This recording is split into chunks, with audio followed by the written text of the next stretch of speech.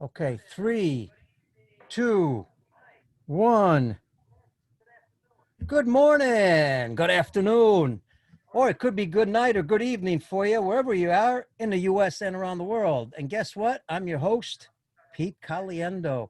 Hey, thanks for joining us again today. Fantastic. We are so appreciative that you join us almost every day when we do a show. Remember, there's a show that loves to interview baseball's best coaching minds who love to challenge the status quo in the U.S. and all over the world. We've got great experts and love to bring them to you. Don't forget, before we begin, go to YouTube, Peter Caliendo, the big red button, boom, click it, subscribe. And that really helps us get the show out. So we'd really appreciate it. If you love the shows, there's over 100 of them already. Please forward them to all your friends in baseball, whether it be coaches, players, or parents. And also, don't forget, the audio will go on Baseball Outside the Box in case you cannot watch the video on YouTube. You can catch it in your car, doing your lawn, walking your dogs, whatever it is. Go to baseballoutsidethebox.com on the podcast, and you will see the audio there. Click and also subscribe there. Thanks, folks. Appreciate it. And thanks for joining us today. Guess where we're heading? Beautiful country. Nairobi, Kenya, the city of Nairobi. We are going to be with the president of Kenyan Little League, the district administrator for Kenya Little League. Good friend. He's always on Facebook, all over social media, always promoting the game. And we're going to talk to him what they do in Kenya. There's a lot of talent in Kenya. So we're going to talk to him about the players, what he's developed, what they're working on. So let me welcome right now my good friend from Nairobi, Kenya, George. Listen to this great name. Kenyan Jui. Did I say that right, George? Welcome. That's fine. This Kenya, Jui. I love the name. Love the Thank name. you. Welcome, and thanks for joining us. Thank you. I'm joining you from Nairobi. As you put it correctly, my name is George Mahinda in Nairobi, Kenya, the capital of Africa. Yes, and I was there, Yes. George, on vacation one time. Saw the beautiful country. I went to Nairobi, went on a safari, met the beautiful people there. Went to Malindi, where all of a sudden everybody parla italiano. Everybody was speaking Italian. So it was incredible. The people were so friendly. It is a beautiful country, beautiful people. That's great. Yeah, Malidi is an Italian city, yes. Yeah, so it was nice. Well, It's George, small Italy. yes, small Italy. A lot of Italians went there. They're still living there, living a great life. Let's start, George, with your background a little bit, and then how you got into baseball because you're so passionate about the game. Well, George Mahinda is a teacher by profession and a journalist, a science journalist at start. I did education with specialization in botany and zoology, taught for a while in Kenyan high schools, and then went back for my postgraduate in mass communication. And ever since, I've been more into communication and public relations. I'm also working in an NGO based in Africa, and I'm a social entrepreneur. Excellent. I'm a social entrepreneur having won an award, which was granted in New York 2009 on my specialization on sustainable solid waste management. Congratulations. I'm glad that we are headed in New York shortly, actually, for the UN General Assembly. I love Excellent. being there for that. I love this time, even if it was not for coffee. Excellent. And safe travels when you come to our country. And here's the interesting area. No wonder you're so good at communicating on social media for baseball in Kenya. Tell us a little bit about baseball in Kenya, how it started and where it's at right now. Well, I got into baseball through a mutual friend. I've always been interested in sports through school. So eventually I landed on baseball, which is fairly new in Kenya, not well spread. That was in the late 90s when I was working at the University of Nairobi. And then from there, I got into the National Federation. And allowed 2010, I started the Kenya Little League. Actually, with help from Uganda. Uganda, they had already started the Uganda Little League. So we have good linkages with Uganda, and they helped us start the Little League in Kenya in 2010. I was trained. I've trained as a coach, as an umpire and a scholar. And I was actually trained initially by one great coach at MLB and for a coach called Pat Doyle. Yes, Pat Doyle. Pat, Yes. shout out to Pat Doyle. Pat Doyle is one of our board of directors with the International Sports Group, ISG Baseball. We travel the world working with coaches. Pat is one of our board of directors.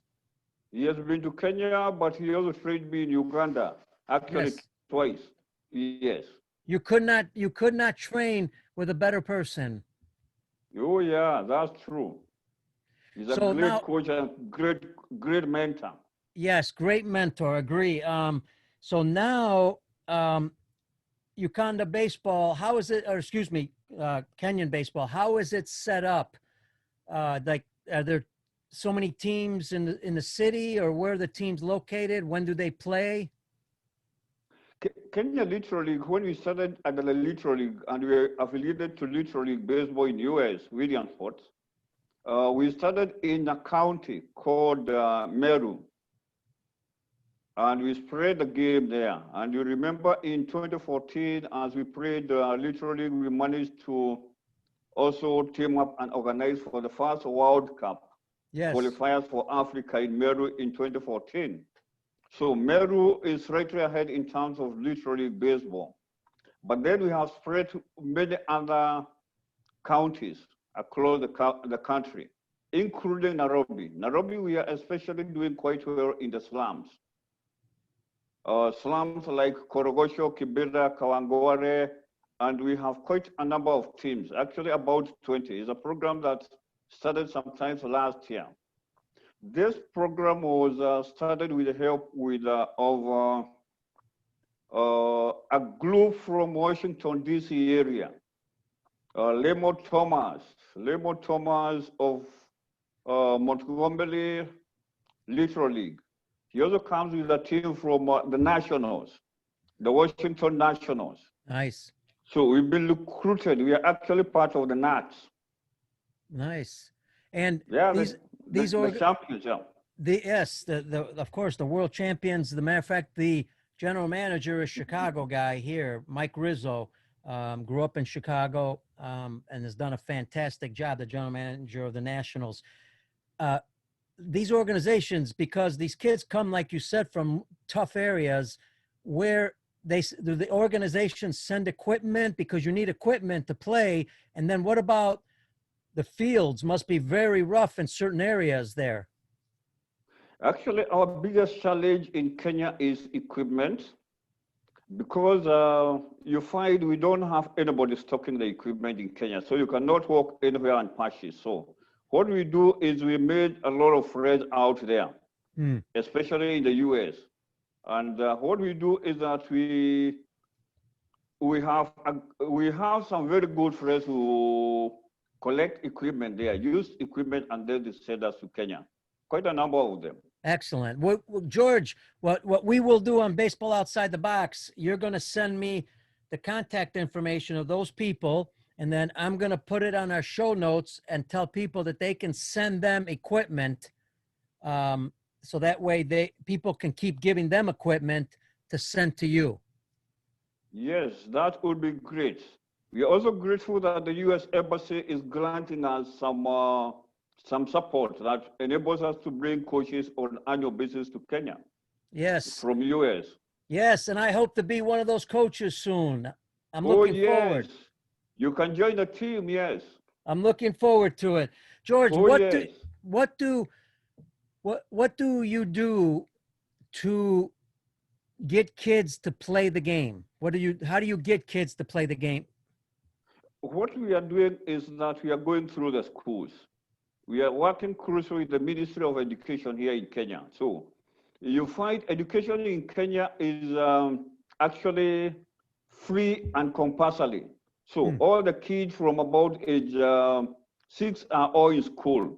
So what we do, the easiest way is to walk into schools and recruit from there.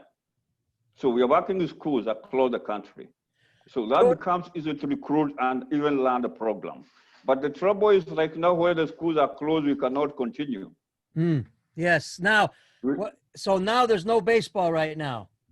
There is very little baseball. Only those who are playing at home, because we have a few that play outside school in places like Mombasa and Nairobi. Yes, and I was in Mombasa and Nairobi. And sometimes when kids play on their own, they could learn a lot by just doing themselves a little bit. Once everything opens and you begin to play, you're going to the schools to promote the sport. Now, baseball, as you know, is not a fast game. It's very slow at times. You have to wait for the pitcher. We have to wait for the hitter. What do you do when you go to the schools to make it fun for the kids so they think baseball is fun?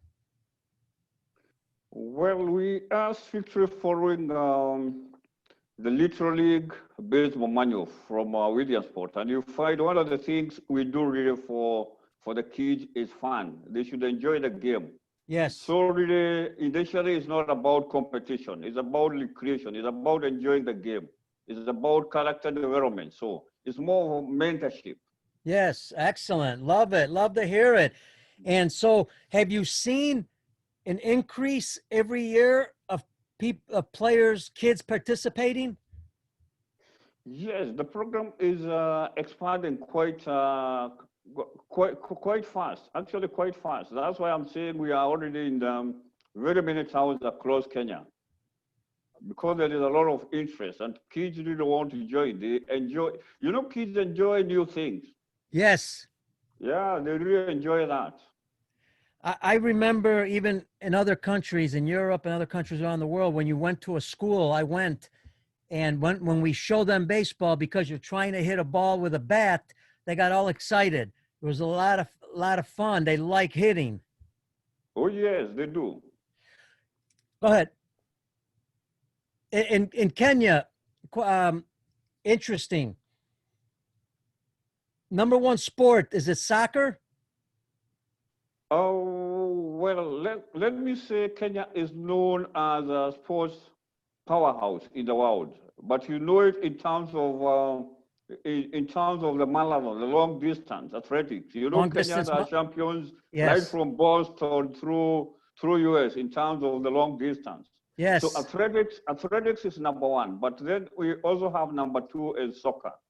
Soccer is very popular here, and then we have other sports like rugby, which are also fairly popular. And cricket at some point was doing well. I'm happy it's picking up again. And we are trying to push baseball also to be one of the leading sports. And a big advantage that you do have, I think, when you look at great athletes in the Olympics or all over the world, many of them come from areas where they train, but they don't have the best facilities. They don't have the best equipment. They train through difficult times, and it makes them better. Do you see that? Oh yeah, we have a natural talent. All we are doing is trying to hone that. So very soon, I think we should be the backbone of even Major League and the minor league baseball in terms of getting professionals into the game. Very soon, possibly in the next 5-10 years. Yeah, and you have a lot of young people that are good athletes. They play maybe different sports, they play soccer, they play baseball, they play at a young age. They're very good athletes. Yeah, they play all those sports at any one given time. You find naturally they'll start with things like soccer, even at home. But when they get to school now, they have the opportunity of all these other sports. So we have a very good and very wide pool to select from. I compare it in some ways to Latin America, some other countries, because we always say in the US, sometimes when we train, we're too comfortable. The field's too nice, the equipment's too good, and we don't know sometimes how to train uncomfortable. These kids play on different fields, maybe different baseballs. The gloves are different. The bats are different. but they just love the game and they get better because they're training with things that are uncomfortable. Oh yes, oh yes. You can imagine one. The kids don't have individual bats, they don't have individual gloves, they don't have individual helmets, which means they have to keep on sharing, exchanging from one to the other. And what that means is that you don't have the proper size to fit. So you find a kid using a very big glove for an adult. It could come off any time. You find the helmets will come off any time as the kids do their business. So I think that's an advantage, yes. We are also doing without them because the kids want to play. We even we make our own wooden bats. Not too good, but there we are. So as you say, then the fields are also not flat. We normally use soccer fields, rugby fields, and these fields are also not normally even flat. They are not well graded a lot of times. So, but I think as you put it, we don't have the best of facilities, we don't have the best in terms of equipment, but that is also possibly an advantage on its own. We have to take advantage of that. Absolutely. That teaches young kids how to adjust, how to adapt, how to, don't make excuses, just figure it out. Because I know, going to Latin America, there's times, even in US, you go to a pitching mound, and there's a big hole here and there's another hole there. Well, sometimes you have to learn how to throw, within that situation. Oh, yes. Oh, yes. Oh, yes. So, So it's actually quite adaptive. We have to be creative enough. Creativity actually becomes a necessity in this case. George, what's your biggest challenge in Kenya when it comes to baseball? Equipment was Uh, one. What other challenges do you have in growing the game? of course, without equipment, it means like now we've trained a lot of coaches through our program. But you find without equipment, it means that you cannot, at times you have coaches, but they don't have the equipment to kick off. So that becomes quite a challenge because somebody is always on your neck, trying to push you to get him all high equipment. Beyond that, the other challenge is when you host competitions, you have to have competitions from one school to the other. Since the sport is not too well known, not too well supported, you find you have the question of finances. How do you move the kids from one place from point A to point B? Yet they are not getting support from anybody. So you have to keep on struggling to ensure that is happening. But I'm happy at least with Kenya literally has been getting a lot of support from the government in kind. Not you may not get money per se, but we get a lot of support in kind and the goodwill. And a lot of other people are also coming in. I like that. I like it. And yes, that can be a challenge. Now, they can play all year round? We kind of play almost all year round, but mainly from January up to about September. It'd be interesting to know, the biggest challenge in coaching is understanding how to run a fun, organized, successful practice. It's not easy. It's difficult. What are some of the things you tell your coaches to try to make sure, because young kids need to have fun also at practice. It cannot be boring. So is that something you guys stress to your coaches to make sure that they're having fun, but also learning and getting better? Yes, the lucky thing, most of the coaches that we train are teachers. And these teachers are people who have also done physical education. Yes. So at least they have the basics. They know what the way you're supposed to generally learn sports, away even from baseball. So at least they know how to do that. And even when we teach literally baseball coaching, at least is more about fun. It's more about enjoying. It's not about competition. And great point that you said, great advantage. I mean, Kenya, you have teachers teaching the game of baseball. That's outstanding because they have the educational background. When do you start to implement the competition aspect?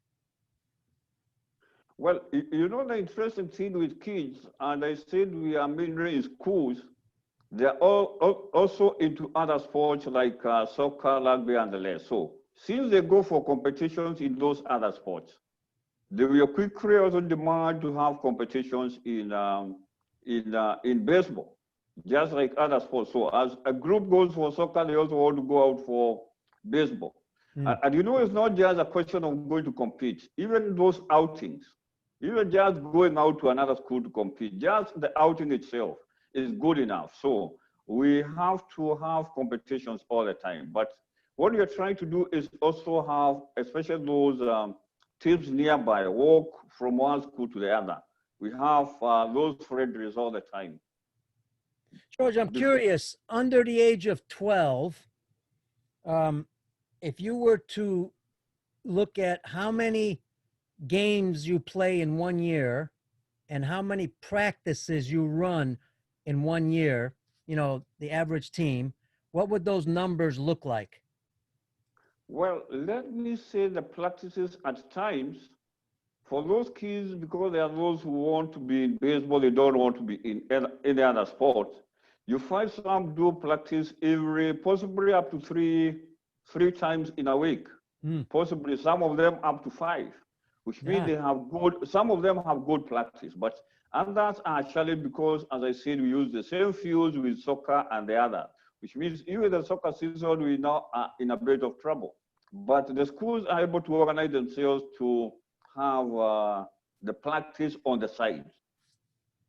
I love the multi-sport athlete under the age of 12, where kids play many sports. You talk soccer, they're learning how to move, their footwork really good. You talk rugby, you're talking about mental and physical toughness, being tough. These different sports can teach many things, and I like that. What ages, how are the ages put in Kenya? Is it 12 under, 15 under, 18 under? How does that work, the ages? Well, we follow the Little League Baseball kind of categories. They have clear-cut categories. For instance, we have the under 12, which is ideally age 10 to 12, 10, 11, 12. Then we have that is the Little League. Then we have the Senior League and we have the Junior League. So we use those categories, but we also go beyond. Little League has come down from age 18 to 16, but we are still somehow forced to go to beyond the Little League program. So that you find today we also have the Little League program within the universities. We have quite a number of universities playing within our program, but we play within the age categories. The only thing we are trying to do right now is trying to go down the age group, because we have middle age 9 going upwards, but we're trying now to move to about age 6 as a matter of priority. Age 6, if they start, the younger they start, what type of games are you doing with like 6-year-olds, 7-year-olds? No, we are barely started, because you find those age categories are basically supposed to be on T-ball, but we are trying to see how to go about it. That is why we have been concentrating on the older kids of about age 9 upwards. But even age 6, age 7, we are still able to do a bit of we can still do without the T-ball in this country. To a large extent, because we don't have them. We need to get you the Kenko-like bats with... Yes, I agree with you, yes. With the big barrel and the big ball, right, for 6-year-olds, because, boom, you can hit ball all day. Lots of fun. That is true. We also use tennis balls. Yes. The tennis balls and all that. It doesn't need to be necessarily the actual baseball. And we will talk to our friends in Kenko, see if they can help send some equipment there, especially these, because kids will enjoy it. They're very light and easy to swing.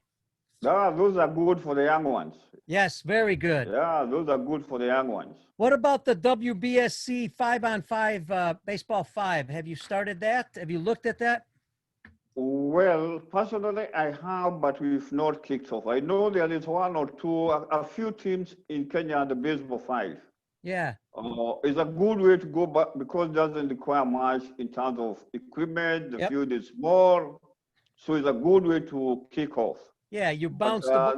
there are a few teams. There are a few teams is coming up. Yeah, folks, if you're not familiar with it, you bounce the ball, you hit it with your hand. There's certain rules, but it's a lot of fun. I like to go from there to this and then progress. Yes. Excellent. George, Yeah, go ahead. Go. yeah, actually, baseball 5 is a good starting point, especially for the young ones, because you don't need to worry about the equipment. You don't have to worry too much about the safety issues, injuries, and all that. Yes, a shout out to our friends, WBSC.org. Go to WBSC.org, check out the website, check out Baseball 5. They got a lot of things going on.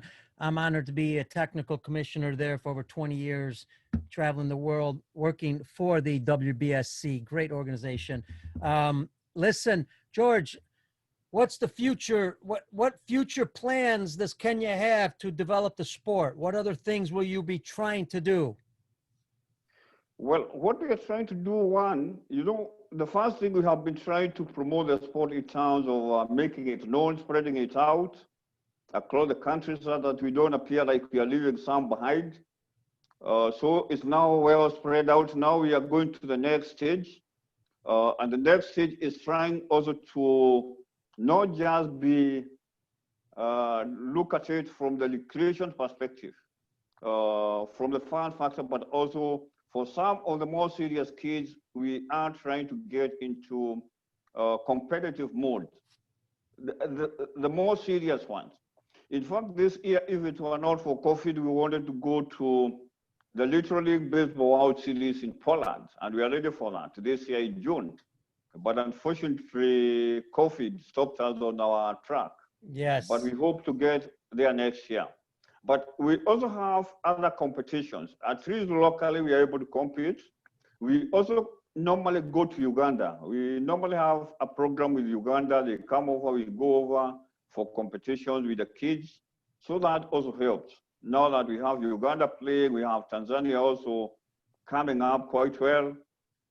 South Sudan has also started quite well, and Rwanda. So long as we have about 5 countries allowed us competing, that at least give us some advantage because we can organize regional competitions allowed us.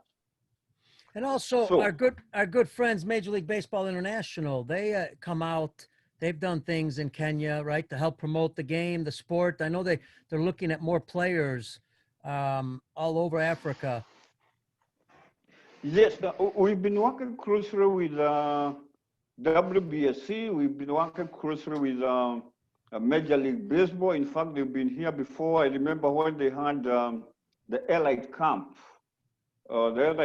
which used to be in South Africa. Yeah. We've taken kids there, well, from about 2011 when the program started. And even from the Little League program, we've taken 2 kids to South Africa for that competition.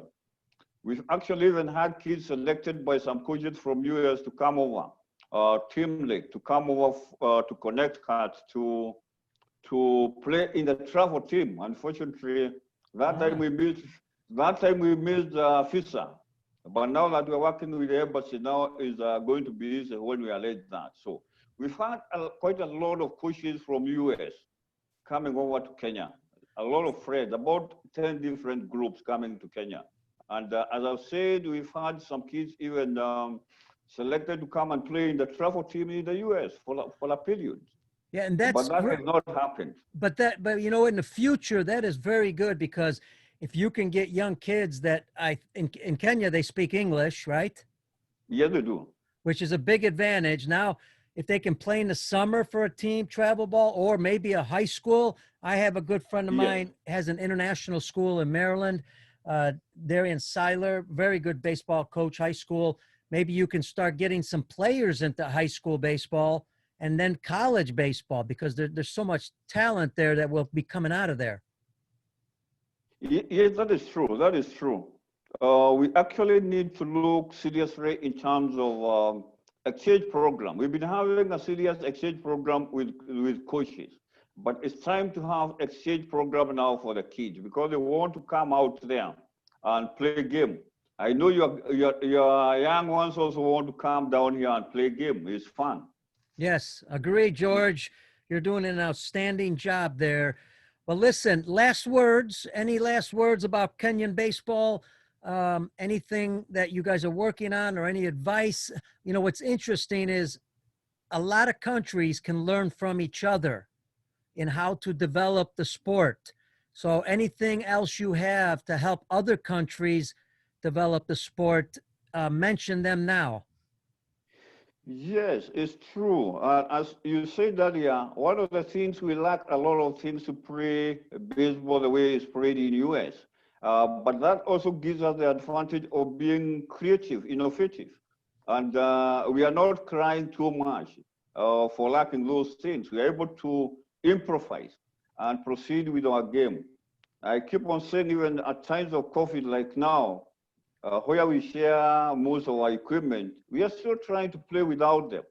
We don't need to, we can pitch on the side and have a tent and have a net on the side. We don't have the cages, fine, but we can still do that on the side so that we are not batting directly to others because we don't want to use the gloves, we don't want to keep on changing the helmet. So especially now going forward post-COVID, we really need to really improvise.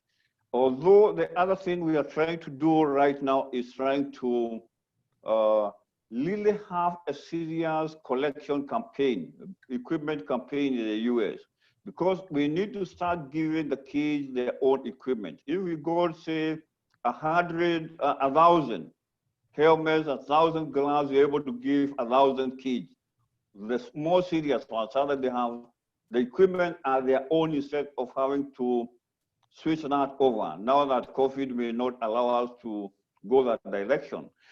We have talked with the embassy, with the US embassy here in Nairobi, and they have been willing to bring us a 40-foot container, ship that from US. The trouble has been trying to collect that equipment. You know, 40-foot is quite big, it's quite huge. So, and they don't want to bring in small consignments.